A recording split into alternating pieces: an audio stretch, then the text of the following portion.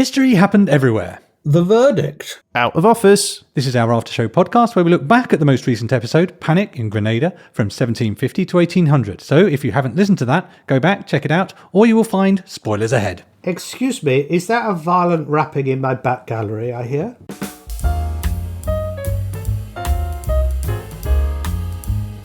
Hello and welcome to History Happened Everywhere. I'm your host, Pete Goddard. I'm here with my co-host, Ryan Weir. Hello. How are you? How are you, Ryan? I'm very well, thank you. Yeah, I'm good. I always enjoy sitting down with Mr. Paul Dursley. I saw an enormous spider this week. I had a very big one on my bedroom curtains. Did you know before or after you pulled the curtains? Was it one of those swish, scream kind of events? No, I don't scream. I like spiders. As you know, I'm pretty short-sighted, so I didn't have my glasses on. I was just coming into the bedroom and saw something on the curtains and thought, what's that? So it was pretty big for me to see it from a distance. How big compared to a banana? Half a banana from... Oh my, that is substantial. That is a huge spider. The funny thing was the web, if it was the web for that one, was on the outside of the window. So it would obviously come in for a bit of warmth. I also had a spider on a curtain, but I discovered it because I opened my bedroom curtains, which tightened the material and acted like a trampoline to fling it into my face. Oh no! Yeah, that was my reaction. Oh no! With a lot less laughter. So, look, here's the thing. When I was a kid growing up, there was a TV show which I used to watch, and it had a word association game, and I was wondering whether or not we could play that today. Okay, so within this game, you can't pause, you can't hesitate, you can't repeat a word, and you can't say a word I don't like. Right, understood. All right, let's try apple, banana. Orange. I thought are you not playing? No, I'm not playing, I'm the judge. Oh. No, you're not. All right, here we go. We're playing for real now. For real. Okay, so this is the focus. one. Focus. Focus up, 100% guys. focus. Okay, Pete, we're going to start with you. Spider-Man. Wolverine. No idea. Many ideas. Okay, Paul, starting with you. Levi jeans. Horrible. Spiders. What? Why? What's spiders got to do with Levi jeans? No, I'm relating to his word. Oh, it has to relate to your word. So we between both you have to and relate Paul. to your original word. Doesn't go to the next word. No, it goes to the word that he just said. Well, So then what's Levi jeans got to do with it? We've moved on to horrible. So what did you say? He said Spiders. Levi trousers. I yeah, said fair point. horrible. Yeah, all so right. he now has to say something to horrible. This wasn't like this on the kids show that I watched. Yeah, all right, fair point. Oh my God. So enough of this nonsense. Let us get on with the show. Finally. And in order to do that, we need to remember what we were doing. Obviously, I have a laser memory of the events, but Ryan, give us the 1 minute summary, please. Okie dokie, here we go. Okay, so as an out-of-office episode, it was somewhat fortuitous that the Durslater selected the lovely Caribbean island of Grenada. Travelling back in time to the 1750s, we found the island in a tug-of-war between French and British colonists who exchanged ownership several times until the end of the 7-Year War, when France formally ceded all rights to the British. Several years passed peacefully, and the British settled into their familiar routine of exploiting humanity for the sake of profiting on the cheap production of cotton and coffee. Meanwhile, a storm was brewing. Revolutions halfway across the globe gave rise to insurrections within the Caribbean. One Grenadan free man, a Republican called Julien Fidon, gained support from the French to start a rebellion in Grenada. After years of planning, on the evening of March 2nd, 1795, Fidon launched his campaign, striking hard at key locations across the island, slaughtering a lot of the townsfolk and taking some men, women and children hostage as leverage against the British response. We heard of the experiences of one such hostage, a man called Dr. John Hay, who recounted in his memoirs several vivid descriptions of life as a prisoner of Fidon's army, including his capture, incarceration, and horror at the brutality of his captor. I made Pete some prison food, we drank Grenada rum punch, we met a Frenchman called Graham, and we wondered if Smurfs were French revolutionists.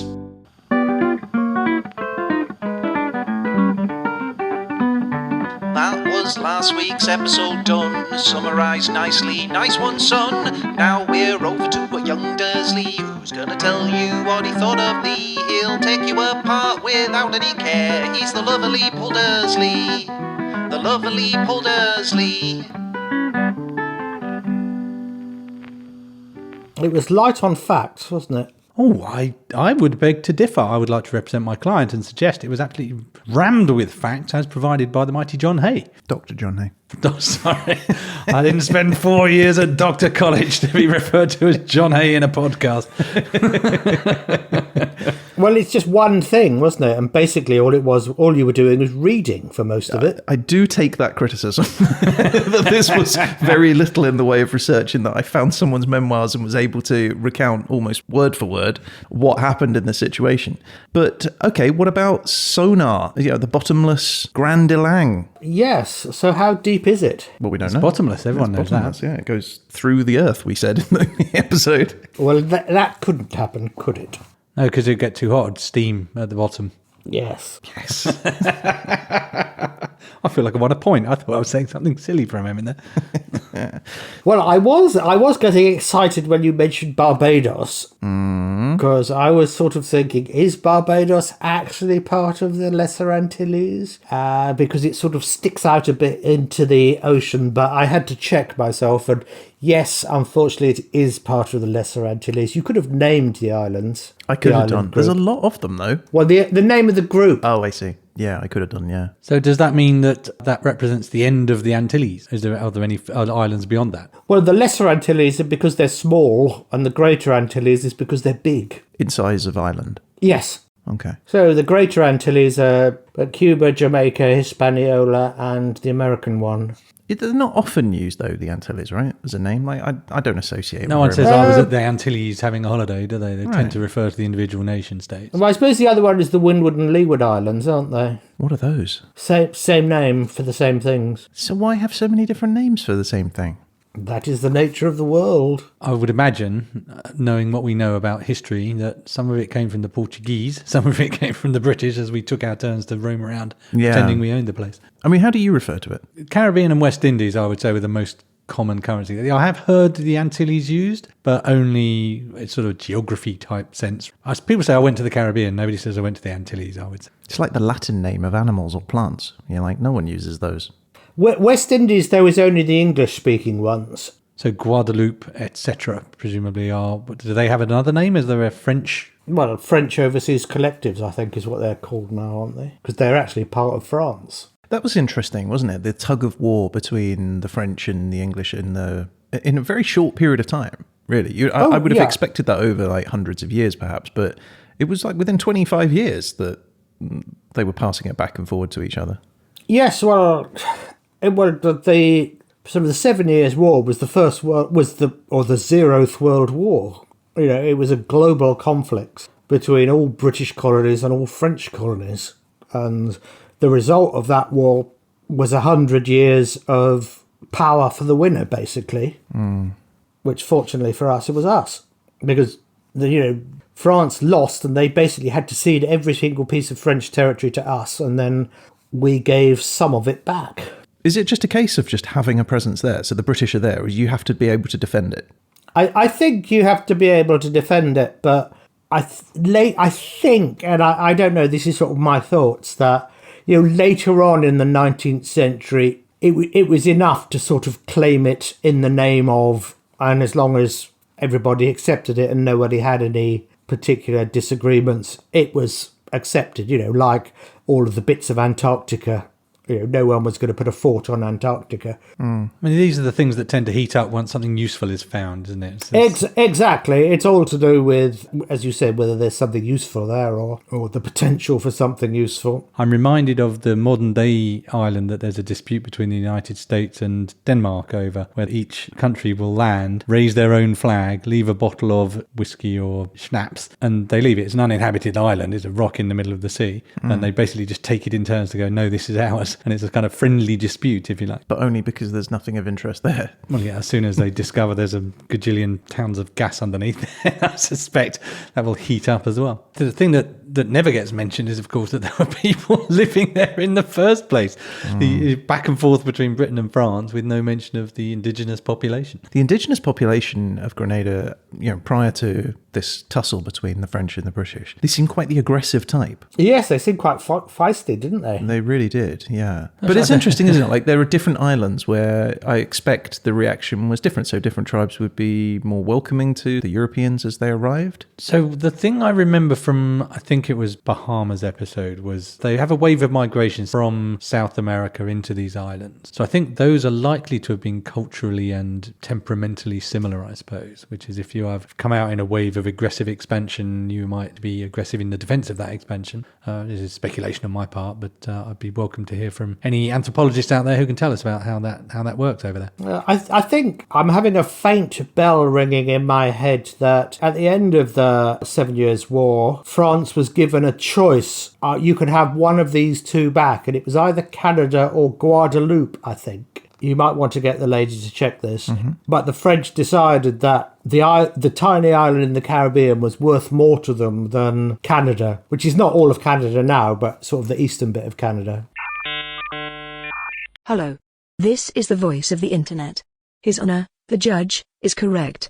After the defeat of France in the 7 Years' War, the British captured all French colonies in the Americas. Markets in the North American colonies were now opened to accept Guadeloupean sugar, which was traded for foodstuffs and timber. This created vast wealth for the French colonists. In fact, it became so prosperous that France forfeited its Canadian colonies in exchange for the return of Guadeloupe. Immediately the French began planting coffee and cocoa, both of which also became major export products. Thank you. So they really saw value in it. Oh, yes. So the British did something similar with the Banda Islands, which are spice islands in the Pacific, I think, which they exchanged for Manhattan. Oh, really? And it's a kind of an interesting reflection on value. So you can own a place based on how willing you are to fight for it, who you've got there, or just by exchange of booze and the raising of a flag with the team. Yeah. So what are you doing? I'm fanning myself. With what? A flip-flop? My notes. Right, okay, good.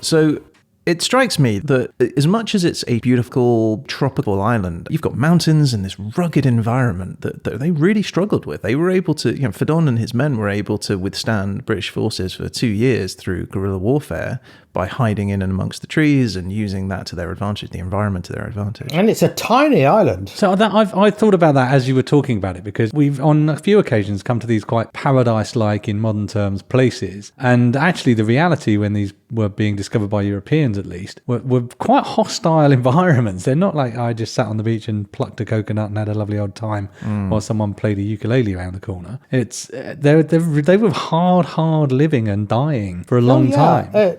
It's only paradise because when you're taking the photo, you've got a 5-star resort behind you. That does help a lot. It does, yeah. And that's what it is. The nature of sandy beaches is there's not really that much there. No, and if you're a 19-year-old midshipman from Cornwall in England that's never left their village, what an extraordinary situation to find them in. I mean, surely the closest thing is travelling into space, right? And just exactly. Someone says, world. "Oh, go get some food," and you're looking at a banana going, "Is that food?" I don't know. Yes, exactly. I think the whole concept of these desert islands it's a really modern thing. Yeah, maybe it was sort of romanticized by Robinson Crusoe. That's a good point. Yeah. But you said something, Ryan, that just really resonated with me, because I thought it last week, which was, you said it's like going to space. And my thought was the opposite of that, which is you live on an island and these people come on this ship that is of nothing like you've ever seen before. Well, this is the opposite way around. They land and you go, and they look like nothing you've ever seen. They're dressed in these insane clothes. And that experience is, as modern people, until aliens land on this planet, we will never know this sense of something totally not conceived before by us just arriving. And then just you have to interact with them in some way, and Not then you have to having any of your decide: culture do I touch try and points. stab them? Do I try and learn from them? How do I deal with these people? Are they even people? That's Murder and torture, apparently, is the one way of forward. the options available, certainly. Because that's the other thing, On you don't both know sides. you don't know how many more there are around the corner, right? This is this one. But wouldn't they take you round, take all your clothes off and probe you? Isn't that what aliens do to learn about humans? If you're lucky, other aliens are available. Less proby aliens.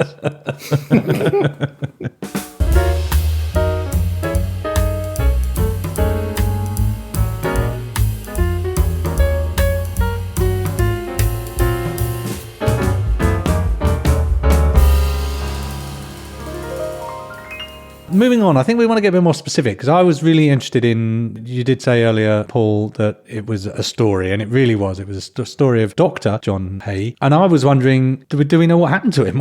Did John Hay live happily ever after? We don't know what happened to the bad guy, but what about our hero? Well, you said he went to Guadeloupe, didn't he? Yes. And he must live to write it up.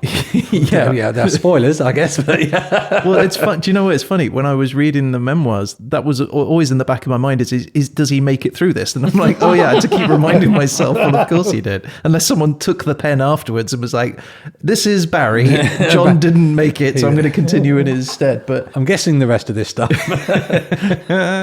yeah, so it was fascinating reading that. I mean, I had read about Julien Fedon. There is a tremendous wealth of information about Fedon that you can find and read. And it was by happenstance that I was able to find Dr. John Hay's memoirs. So there's the events written in his memoirs, but beyond that, we don't really know what happened to him. So I tried to and find out a little bit, well, what happened to Dr. John Hay? Turns out he became a plantation manager. But in 1813, he was living in Sloane Street in Middlesex. So he'd obviously come back to the UK. He died in Chelsea on the 10th of July, 1819. Okay, so he was born over here, clearly. He was born in Scotland. Yeah. Scotland, yeah. He was Scottish. And he was brought in by Ninian Home, the governor, who was also Scottish. I'll take a slight detour and just talk about Ninian Home while he's been raised. So there are documents that suggest that Ninian Home was concerned about the welfare of his slaves. He brought Dr. John Hay to treat their illnesses. He allowed pregnant slaves to stop work prior to and after their baby was born. There are letters that show that slaves were given small gardens to cultivate their own food, and they were allowed to sell any excess that they had at the market as well. He wrote to one plantation manager, this is a quote from him: "Before I left Grenada, I gave you the best advice I was capable of. Kindness and humanity to the slaves was one of the things I endeavoured to impress most strongly in your mind. They, poor things, are so dependent upon the white people over there, and so much in their power, that wantonly to use that power is the height of cruelty. A manager of a plantation should consider himself as the father of the slaves and treat them with tenderness. They are human beings as well as ourselves, and very capable of distinguishing between what is right and what is wrong." It's almost like within the rules that he had as the governor, he was stretching them somewhat to accommodate. But maybe he was an economist, so he could see that, you give people a slightly better life, they're going to sort of work better and give a better result because of it. I think this ties into, it's a really modern problem that is very current, which is when you look at the cancel culture, there's this sense that anything that is bad renders somebody unacceptable. And actually, you've got to look at somebody like that, in my opinion, who has tried to be decent within the context of what they consider to be the rules, but they're still awful. They're a slave owner. They've got Absolutely. slaves. And so Exactly,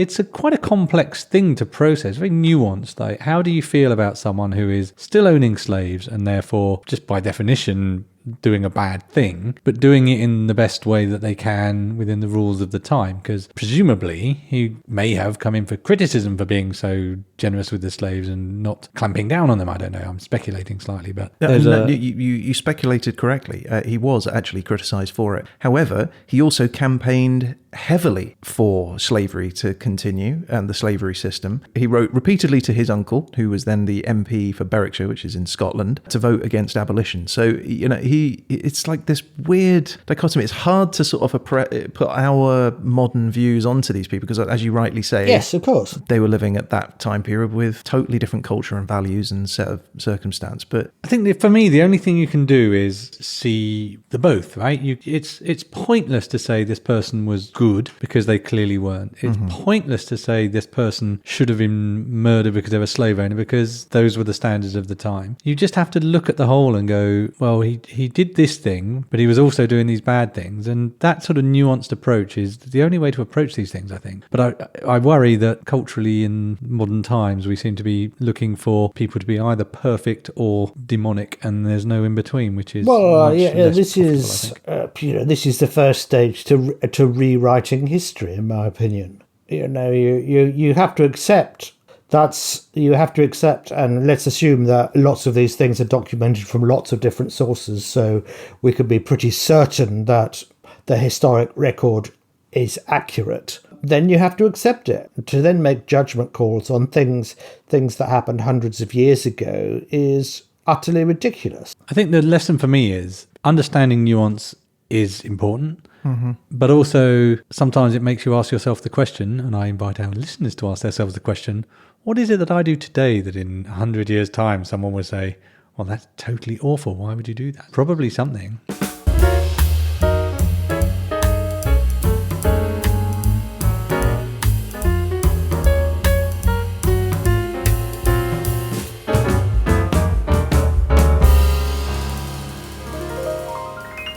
I'll just finish off on Dr. John Hay. So he died in 1819. I know this because I was able to find a copy online of his will. He left a will totalling £59,000 plus several estates still in Grenada. I'll just run. That's good money. That's not modern day pounds, presumably. No, that's money at the time of 1819. That's a lot of money. So to his sister, Elizabeth, he gave £100 a year, and each of her 10 children, he gave £500 each. He also gave £500 each to James Hay, Nancy Hay, John Hay, and Alexander Hay, the, in quotes, children of a Negro woman of Grenada named Fanny, now deceased.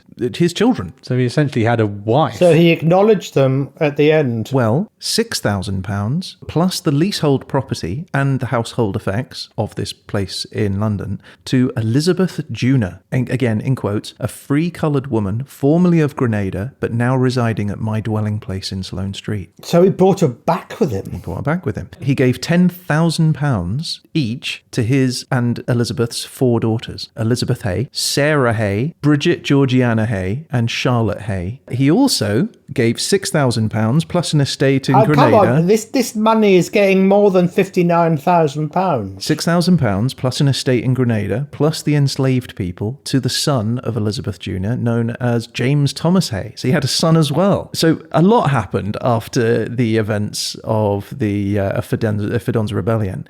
He left the rest of his estate to a son of Elizabeth known by the name of George Gunn Hay. He was a haymaker. That's very good. This adds up to more than £59,000. So the will he first wrote was in 1813 when he returned. By 1819, the time he died, it was more. They are enormous sums of money. Dr. Hay did rather well for himself in the end, by the sounds of it. He's very much happily lived happily ever after. As a plantation manager, yeah, with slaves. With slaves. Well, happily for him. For him, yeah.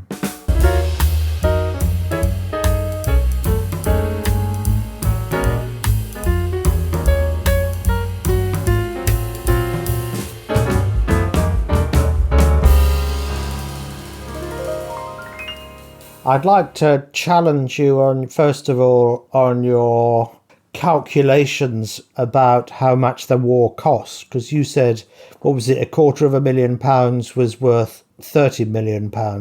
You're way out. Yeah, I was surprised by that. It seemed a lot less than I thought it would be, given the time distance. Is it more then? Because it was, yeah. It's actually pushing 300 million. Oh, wow. Okay. The internet has let me down.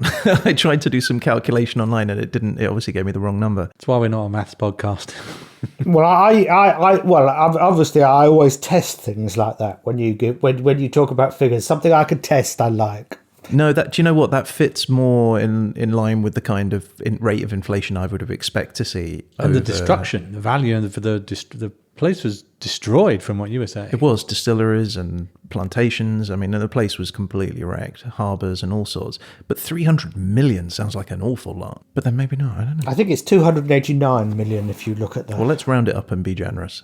It's still 300 million pounds now. That's what, $500 million. All from a 2-year rebellion. No wonder Fedon ran. Well, if you think about it, that's right. Wars are incredibly expensive. Look at recent wars. So $500 million is in US speak $500 million, which in terms of wars is not that much. But I want to ask your opinion. What happened to Fedon? Did he escape the island? Did he die as he threw himself down the hill? Well, I thought he died in a boat, but nobody knows. Nobody knows. Most people who like conspiracies will always, of course, come up with a much more colourful solution. Well, we came across this when we talked about the Congo. There was that guy who had been captured by, I think it was the French as well there. And they killed him, but they did it in such a way that it wasn't, there was no show about it. And he is also now considered to be the guy who's going to come back, even though obviously it's 100 years has passed. And there's very often with these kind of revolutionary movements, if someone is not proven to have died or been caught or come to any kind of end, there's this messianic thing, yeah. It seems like it's almost a human need to have this hope for these kind of characters. Yeah, to have a totem, a figure that you can look at and still out there looking after us. But yeah, that's superstition religion, isn't it? The same thing. It's all sort of tied in with that feeling of thinking that you want to have someone controlling those sort of things. What do you think, Pete? Did he get off the island? I think he made it. You think he was living in Cuba when he was spotted? And I don't think he was spotted in Cuba. I think he made it to his sisters and assumed a new identity as a genial grocer. Do you think you could be, though, like with that reputation that you would have? You'd have to really keep your head down, wouldn't you? I mean, no one would be able to know you were there. You'd think the word would get out. Well, you say that, but if you'd have gone to Martinique's finest plantain, boiled beef and breadfruit restaurant, you might have seen a familiar figure in the kitchen. That's all I'm saying. You think Fedon was the chef? Yeah, but I think you have to be logical about this to say he wouldn't have gone to a British island, so he wouldn't have gone to Trinidad. Because there would be a grapevine between all the British islands. Yeah, that's true. So he would have had to have gone to one of the French islands. Yeah, but either way, you're living your life on the run. Yes. Which I guess was a bit easier in those days. Yeah, less logins and passwords to be tracked. Tracking your credit card Yes. and your SIM card in your phone. And he's bought a ticket to something. Yeah. Well, anyway, I'm not so sure. There's something not right about finding the rowboat with the compass in it that was pointing in the direction of the... Yeah, it just all feels a bit made up. Well, if it was a compass, it was pointing in the direction of north. No, the boat was pointing in the direction of the island. What? So it was fixed, was it, this boat? So the sea was perfectly calm and the boat had never changed its course? I don't know. I think there's just a part of me that feels like throwing yourself from the top of a mountain. Bear in mind that the Jaeger battalion were using their sabres as ladders to climb, right? It's a pretty steep slope. Well, there's a history of people jumping off cliffs in that island. Well, there are. Yeah, exactly. Main point, key takeaway, I would not expect Fedon to arrive anytime soon. Yes, he's dead now.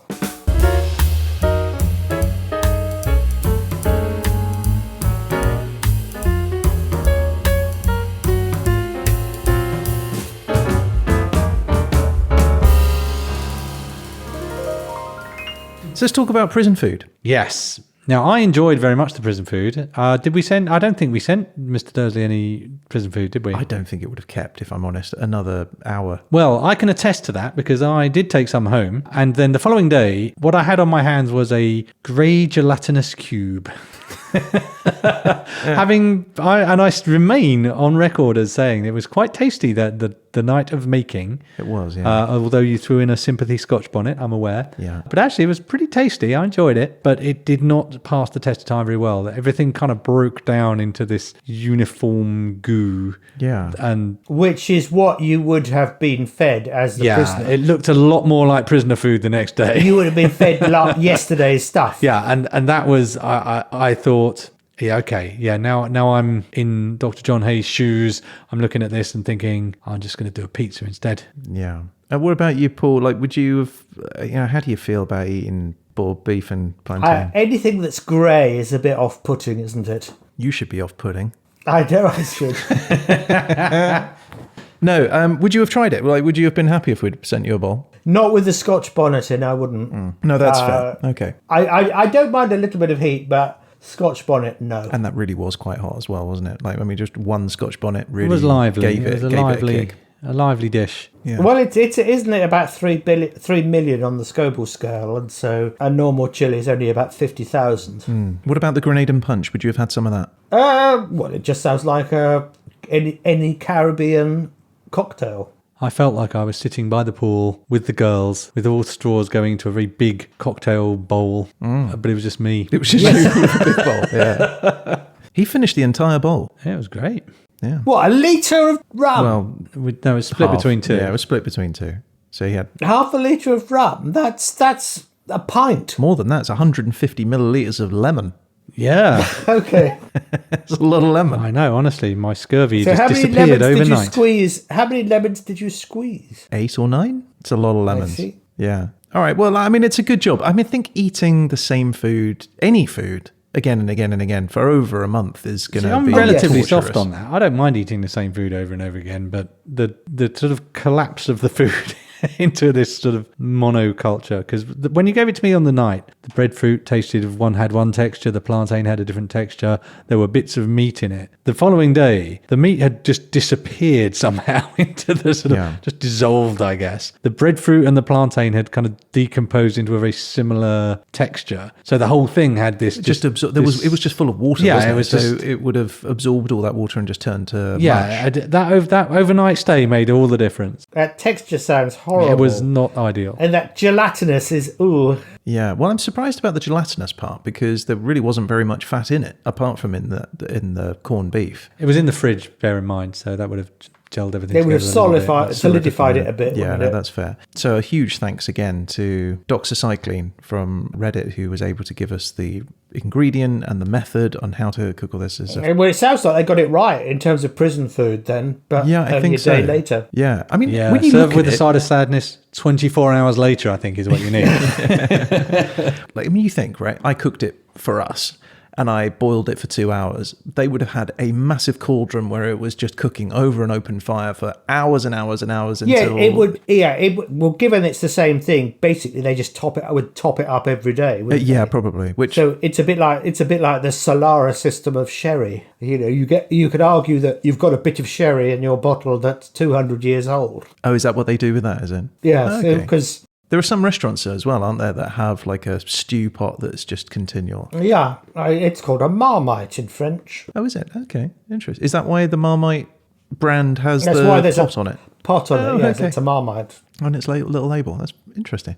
In terms of the food, though, not terribly non-nutritious. Yeah, I didn't Not feel much that meat, but- it was doing me any harm, to be honest. I think the amount of it and just the flavour, just the consistency of having it every meal. If you're hungry enough, though, I suppose you'd be like, yay, it's mush time. By the sounds of it, though, it sounds like even Dr. John Hay was suffering from some sort of stomach complaint. Yes, that's not what you want whilst enjoying your prison experience. Certainly not in the stock. In the stocks right next to other people as well. I like that. I like this idea of, excuse me, can I go to the lavatory, please? I think if I was the French, I'd just say, well, do your business there. I feel like you'd make an excellent prison guard, Paul. Why do you say that? Just have the right level of lack of concern for human comfort.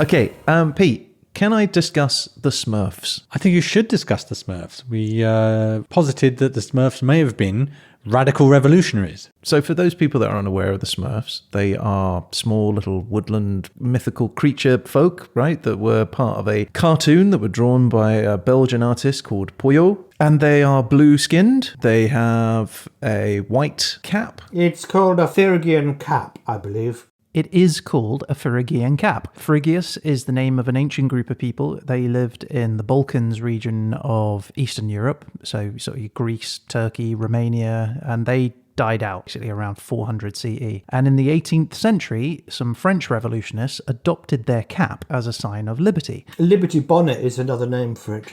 But they'd picked the wrong one.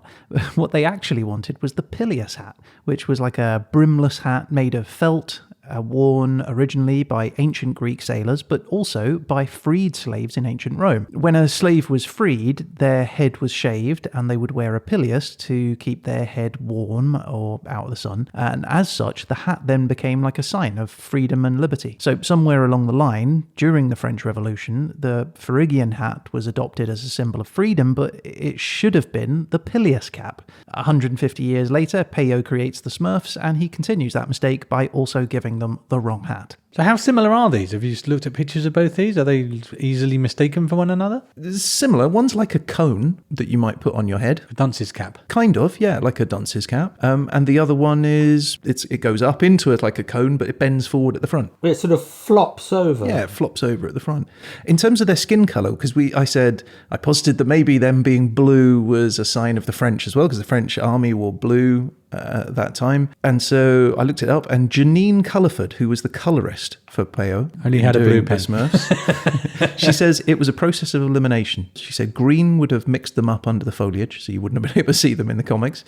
Yellow would make them look ill, and if they were pink, they would seem embarrassed, and if they were red, readers would think they were angry. So she's just settled on blue. Because, well, that makes sense, because there's a long, proud history of blue aliens in sci-fi. Blue is the only skin colour, I guess sometimes green, but the blue comes across as quite a plausible skin colour, doesn't it? While you're thinking about that, let me talk about the conspiracy that we started, which is that the Smurfs were French revolutionaries. Well, we weren't right, but we weren't far wrong either, because there is a conspiracy theory about the Smurfs. It started around about 2008, where there was a YouTube video by a guy called Evan Topham, who made this documentary. Smurf historian.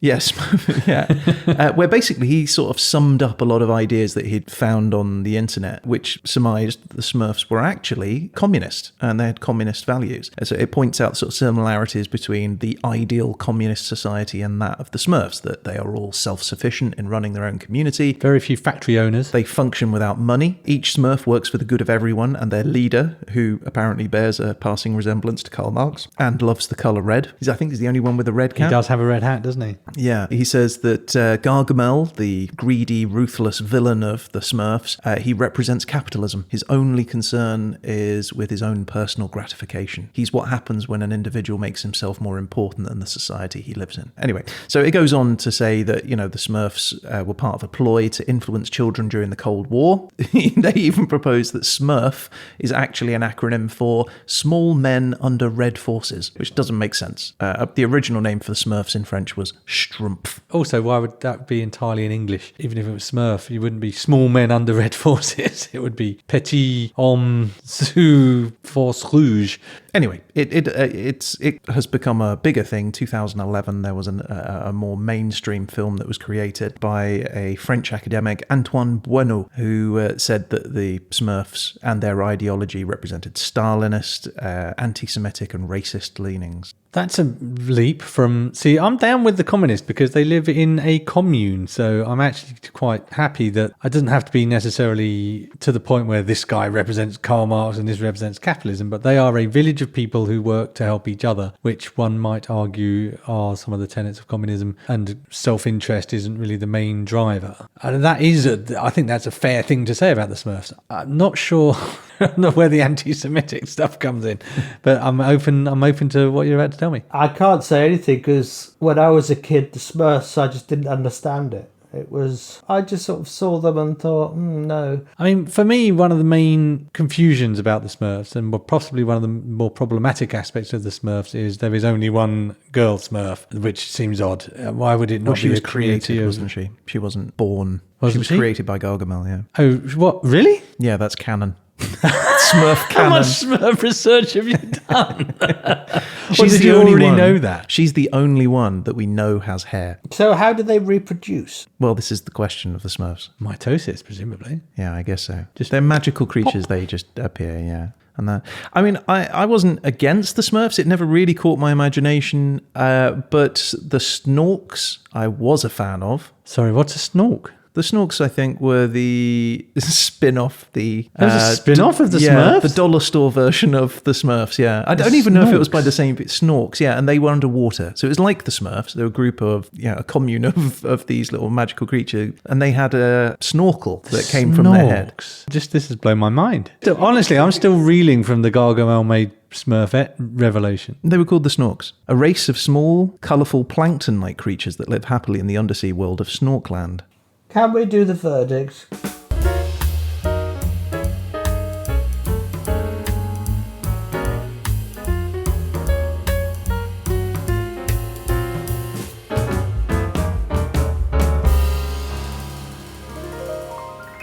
So we've rambled around, we've talked about Smurfs, we've talked about Dr. John Hay, we've talked about how one owns an island or otherwise. But what this is all about is the verdict. So, Paul, are you ready to deliver your judgment? Yes, I think I'll do it in 2 phases this time. Oh, I see. Would you like to describe your 2 phases to us before we begin? Well, it's going to be the classic school report, attainment and effort. No. Effort. Oh, my goodness. I'm so nervous. I don't know why I'm nervous, but I genuinely am. He's the judge, Paul Dursley is the judge. It's time for his judgment, judging all the things we does. Yeah. All rise for the judge. All right. So, Paul, in terms of effort, how do you feel about Ryan's effort this time around? I'm afraid it's a D. A D for effort? Well, I know why. It's because I just read from a book. When you found the treasure chest, you don't keep looking around for more treasure chests. You just load up your bag and go home, don't you? Let me guess, Dr. John Hay, he gets an A+. Are you going to storm off this time? Wow, a surprising low mark for effort. It's not a great start, mate. I'm going to work on behalf of the defence here. I think that is shocking. I think you should acknowledge that just because he found an excellent resource does not mean he has to then do more. He found an excellent resource and got an excellent podcast out of it. Judge's decision is final. Oh, and this is a curious turnaround. Now you're on his side. Well, hey, look, that's just the first one. It's going to get better from here. That is true.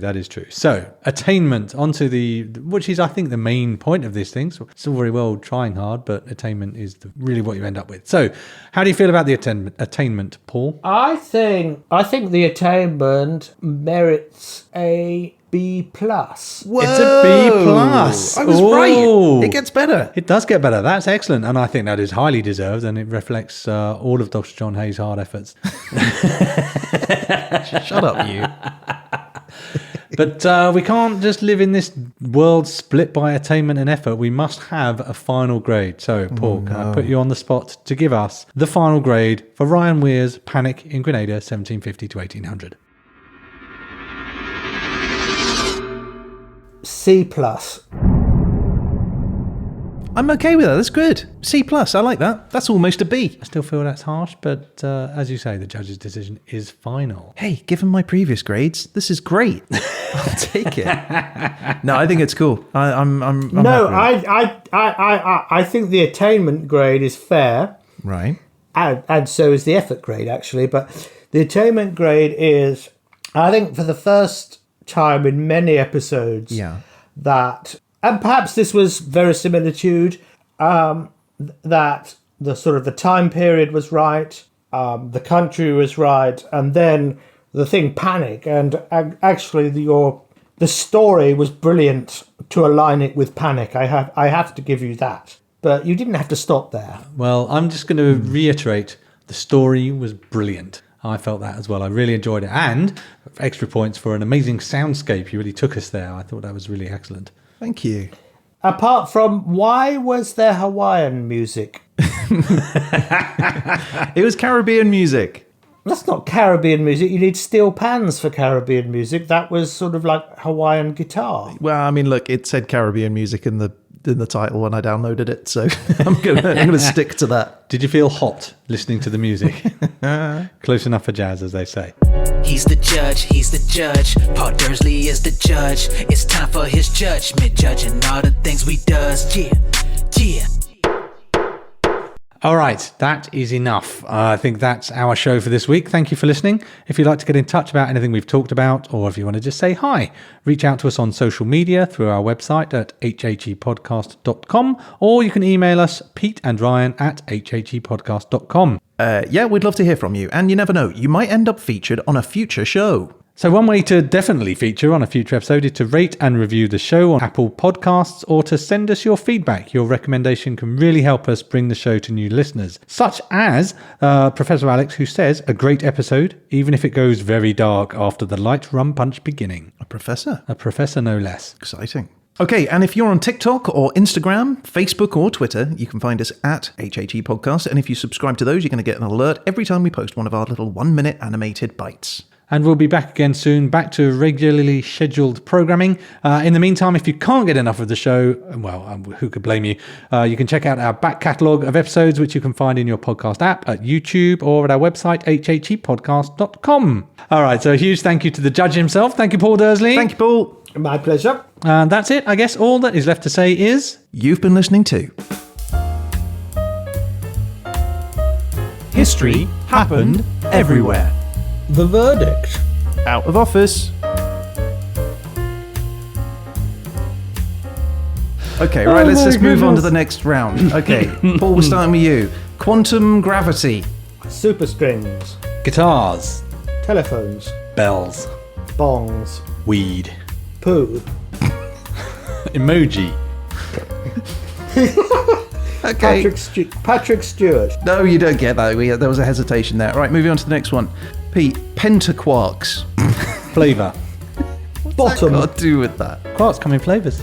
Quarks come in flavours? Yes, they do. All right, okay. Well, I'll allow it. Physics, my friend. I'll allow it. So I then said bottom. Okay, all right. Let's move on. Paul, the Birch and Swinnerton Dyer conjecture. Bottom. Why is bottom in every one of your word Shakespeare. associations? Okay, start it again. Okay. The Birch and Swinnerton Dyer conjecture. The Tanner-Batch paradox. Go back to conjecture.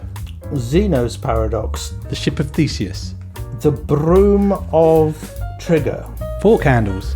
Sausages. Well, that was an intense round, man. That was a really intense round. That was amazing. All right, last one then. Here we go. All right, last round. This is to win the prize. Prize may or may not exist. Okay, here we go. Who started last time? Paul started last. Okay, so it's you this time. Okay. Okay, here we go. Ready? Mm-hmm. Paul Dursley. Wisdom. Truth. Impossible. Fallacy. Cocky. I realised what you could do after I said it, yes. All right, one last one. Here we go. Paul, for you. A Jeroboam of Chateau Mouton, Rothschild, 1945. Lovely. Jubbly. Bubbly. Matey. Bath time. Fun. Sunday. Ice cream. Cornet. Trumpet. Crumpet. Whoa. It's not a word. You filthy old man. Most of that round was brought to you by Confessions of a Taxi Driver. Amazing. Can't use any of that. Bottom.